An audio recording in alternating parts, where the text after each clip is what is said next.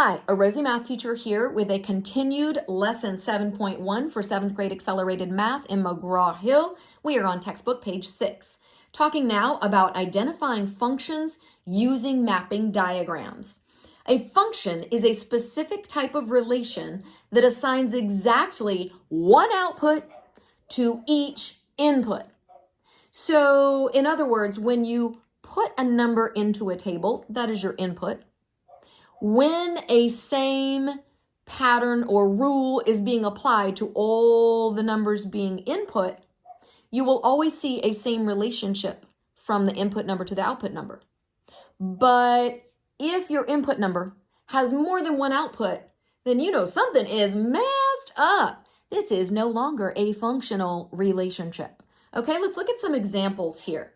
Each value in the domain, and as you remember from the most recent lesson, input is the same as domain.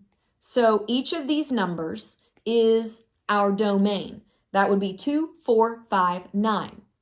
Now, the rule here is we can assume that there is a functional relationship occurring from one number to the next, as long as for each input we have only, and I do mean only, one output.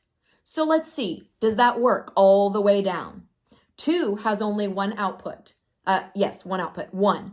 And then 4 has only one output, 3. 5 has only one output, 4. And 9 has only one output, 7. Does each and every input have only one output? Answer, yes.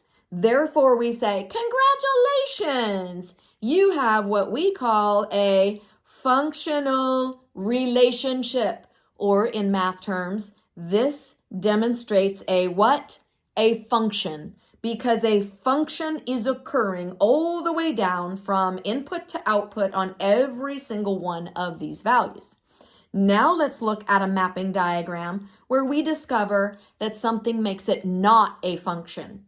So 1 is the input, but oh no, look what we see here.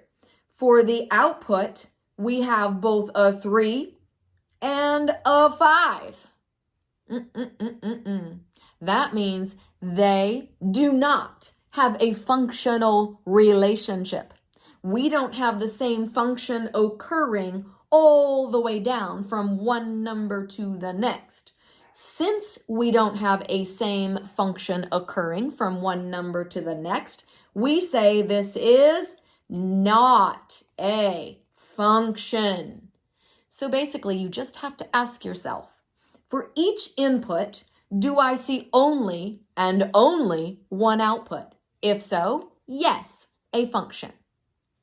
If, when you look, you see more than one output for a single input, then you say what? No, not a function. So let's check down below and determine. For this input table, I see a 1. Then for its output values, oh, we already know what's going on here. I see a 1. I also see a -1. Does not look functional to me. There are more than one value for the output. Therefore, I will say, not a function.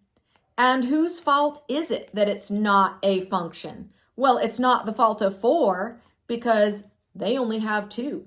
It's not the fault of 9, looks like a G. It's not the fault of 9 because they only have -3. So whose fault is it? The relationship is not a function because the input value of what? 1 was the input value that is mapped to more than one output value. So you want 1 in that blank. Check. Determine whether the relation is a function and explain. Okay, we check out 2. The input 2 gives us only one output, -1. The input 4 gives us 2 outputs, -5 as well as -7. Are we allowed to have more than one output with each input? The answer is no. As soon as you say, no, it is not allowed, then you say, no, it is not a function, or in the world of storytelling, it is not a functional relationship. Okay? So we give them a big X. Whose fault is it this time? It is the fault of 4. So when you explain, you would say it is not a functional relationship because the input 4 has more than one output.